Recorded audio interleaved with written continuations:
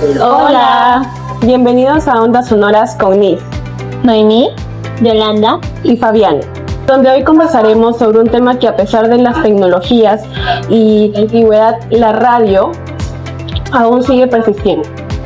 ¿Alguna vez ustedes han escuchado que la radio ya ha dejado de pasar y ahora se escucha por los medios digitales, las nuevas tecnologías, las redes sociales?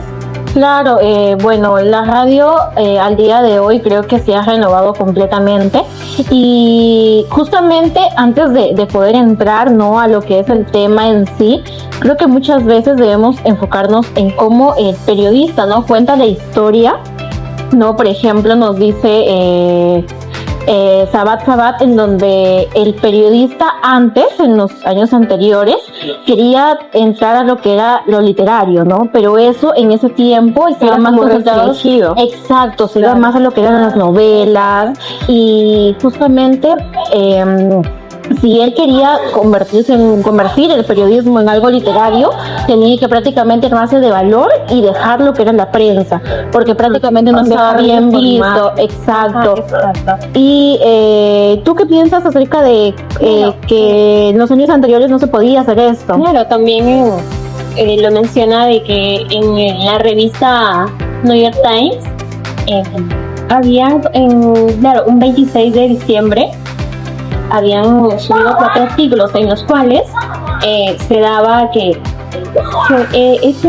contaban por medio de un individuo, es decir, de que ellos querían conectar, prácticamente poniendo de ejemplo a nosotras, que leemos una revista y decimos, vaya, o sea, yo acá estoy. Es algo que prácticamente ellos querían conectar contigo. Ah, claro, ¿no? Sí, meternos en el papel de lo que están contando. Sí, exacto. Y ahora creo que más, antiguamente no se veía que solamente mostraban datos estadísticos y se mantenía ahí, y eso era visto como el periodismo en ese tiempo, ¿no? Pero dentro de eso ellos querían meter un poco de eso, donde los novelistas incorporaban eso, jalar un poco y como que hacerlo más único, creativo.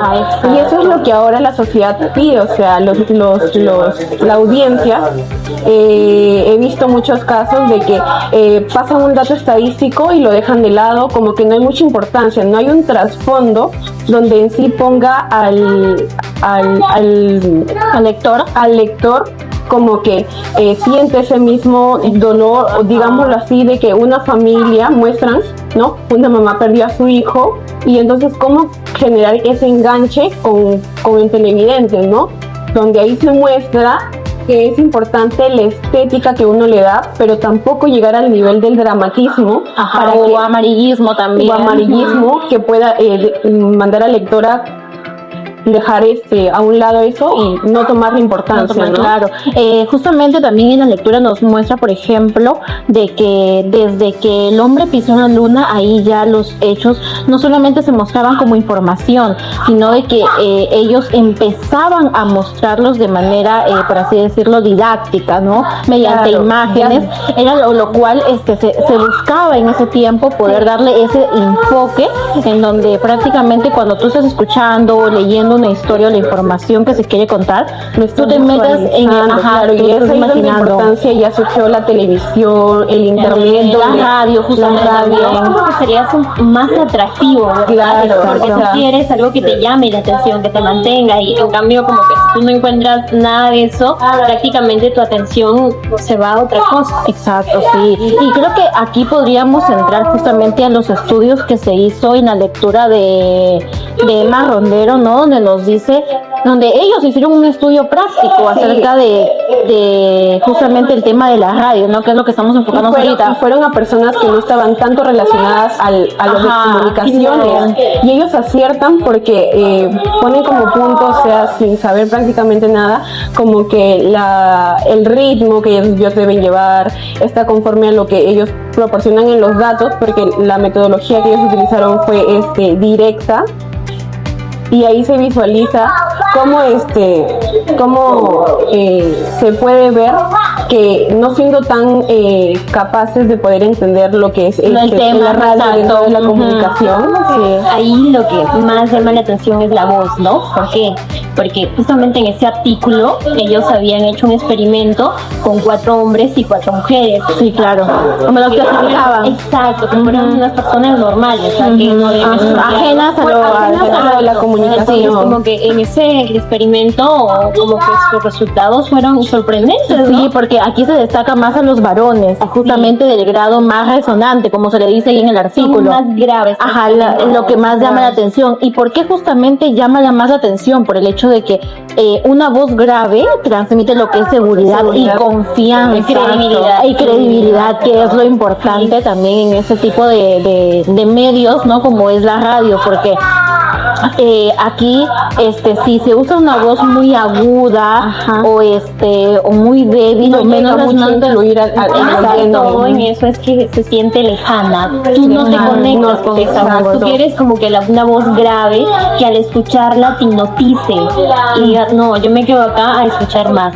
Sí, claro. Y creo que también es importante verlo del ritmo, también nos mencionaba la lectura, porque por ejemplo yo no le voy a dar un tono serio a una noticia que por ejemplo es de un festival o darle un tono neutro a algo que quizá lleve más emoción, o también darle emoción a algo que no lo conlleva. Sí, claro, en este tema con lo de ritmo, es como que cuando tú das una noticia, bueno, en los noticieros mayormente cuando trata de extorsiones o cuando informan de otras cosas, obviamente su voz es como que más seria. La entonación. Exacto, ¿por qué? Porque quieren transmitir algo que es un caso, un asunto serio, que no tienes que tomar a seriedad. En cambio, cuando ya es algo como que cultural, más festivo, su voz es más alegre, es como que más entusiasta. ¿Por qué? Porque te quieren transmitir esa alegría que ellos sienten cuando están ahí. Entonces, como que tú te conectas con ellos. Hay esas variaciones de ritmo donde sí, pues cada quien muestra el nivel al hecho o idea cultural que se presenta, ¿no? Y creo que es importante porque de esa manera influye mucho al lector. Y creo que he visto muchos casos donde en ciertas noticias, en medios digitales cortos como son los reels, los shorts, podemos ver que a veces utilizan diferentes tipos de tonos, de ritmo, que afecta y pierde la conexión con el lector, ¿no? Y muchas veces puede hacer que se pierda ese enganche que tú tienes y que precisamente a veces no suene empático a lo que tú estás transmitiendo. Entonces es muy importante tomar ese tipo de elementos, esa conectividad. Exacto, ¿no? Y no olvidando también la importancia de que es la pronunciación. Y tú tienes que tener una pronunciación elocuente y clara para que tú al momento de hablar transmites algo que la audiencia tiene que escuchar claramente, porque si tú cometes un error, prácticamente la audiencia se fija en ese error y lo demás ya no te presta atención. Sí, es verdad, ¿no? El poder tener ese léxico flexible en donde modular nuestra voz. Exacto, también. O sea, hay distintos puntos que nos conllevan lo que es ya los mensajes radiofónicos, ¿no? Y justamente aquí entramos también a la lectura en donde nos dice de que en el contexto, en el lenguaje radiofónico, muchas veces debemos buscar esa profundidad de información y poder transmitirla, porque de alguna u otra manera nuestra voz es el primer instrumento o el mensaje el instrumento más clave para poder transmitir el mensaje y llegar a las personas. Claramente, porque tú en el momento de escuchar radio, lo que tú te fijas es en la voz. ¿Por qué? Porque ahí tú no estás mirando como que en este caso en una televisión, la pantalla, en los gestos que hace, el lenguaje corporal, todo, pero en la radio no, tú en la radio solamente te fijas en la voz. Y te imaginas lo que la periodista está contando. Exacto, ahí es más como tiene que llegar a ese nivel de creatividad a la hora de narrar, para que el oyente pueda imaginarse y crearse un escenario de cómo lo está narrando, pues, y la manera correcta de cómo debería hacerlo. Teresa Ronderos también nos menciona que el periodista tiene que verificar la información, y creo que es un punto fundamental, ya que nosotros como futuros periodistas debemos tener esa postura ética ante toda la información que podamos obtener, ¿no? Ya sea para redactar una noticia, un reportaje o lo que viene a ser dentro del periodismo. Sí, claro, Fabiana, concuerdo contigo por el hecho de que esto de verificar la información o dar algo en base a fuentes, a de información verídica, habla mucho sobre la integridad de un periodista y justamente el cómo este se desarrolla dentro del ámbito periodístico o el ámbito de la comunicación, ¿no?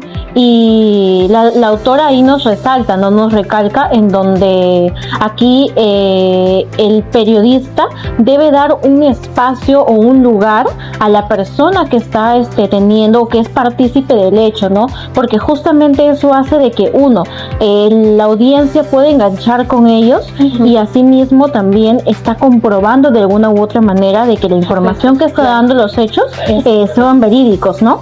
Claro, también es importante recalcar que los periodistas en sí sacan como que esa información de fuentes oficiales, en todo caso también de fuentes institucionales, pero que sean fuentes verídicas y creíbles más que todo, ¿no? Exacto, sí. ¿Por qué? Porque esa información será transmitida prácticamente a toda la ciudadanía y ya como que en sí esa información recalca lo que el periodista más que todo quiere dar a entender, quiere mostrar esa realidad. Entonces es muy importante que un periodista verifique y vuelva a verificar esa información que quiere brindar. Sí, especialmente en ese contexto en donde la inmediatez es un punto, por así decirlo, en contra, ¿no? Y justamente hablando de esos temas, creo que el reportaje que pudimos escuchar de las Naciones Unidas, en donde nos hablaba de distintos temas, ¿no? La guerra sobre el petróleo, justamente el hecho de los terremotos de Venezuela y justamente cómo las mujeres en ese contexto son las más afectadas, exacto, porque si bien es cierto ya estamos en un mundo en donde los derechos de las mujeres son muy poco considerados, imagínense ahora en un contexto en donde el desastre, la situación en la que se encuentran, vulneren más aún sus derechos, ¿no? Sí, se ve que muchas son, como menciona este informe, ¿no? Muchas han perdido sus derechos por el motivo de que algunas han desaparecido y deja la expectativa de ¿por qué sucede esto, no? ¿Y qué hace el gobierno en ese caso? Y aquí el rol de los medios de comunicación, porque justamente esto hace que ellos puedan ir e informar y ver qué hacer, porque claramente debemos tener conciencia social sobre todo el aspecto del desastre, de las cosas que están pasando, y aunque sí estemos lejos, ¿no? A veces el ayudar mediante información y justamente sabemos que hay familias de ellos, de los desaparecidos allá en Venezuela, que están actualmente en Perú y que están prácticamente intrigados o con ansiedad encima porque no saben acerca de sus familias, ¿no? Entonces el rol del medio de comunicación y el de poder transmitir, ¿no? Creo que un punto importante de lo que hemos estado hablando, ¿no? Es de que justamente el cómo se transmite hace de que el ritmo, la entonación, todo el sonido, los silencios que se dan mediante el reportaje que hemos escuchado, se ponga en práctica lo que hemos leído, ¿no? Claro, ¿no? Porque en el momento de que escuché prácticamente eso de las Naciones Unidas, de la radio, lo que a mí más me llamó más la atención fue cuando mencionó sobre la trata de personas que está sucediendo en Venezuela con este tema de los terremotos, ¿no? Que como Fabiana mencionó, sobre los raptos tanto de las niñas como también y lo hacen pasar como desaparecidas. Exactamente. Creo que hay un trasfondo dentro de lo político que llega a afectar mucho a esta población, ¿no? También Luis Pastor en la rueda de gestión de audiencias nos comenta que hay una pared transparente entre los públicos y los periodistas. ¿Por qué? Porque actualmente los medios de comunicación han tenido un cambio radical con el avance tecnológico, ya que les permite a cualquier persona emitir una información, sí, ¿no? Ya sea por redes sociales, especialmente eso, por WhatsApp.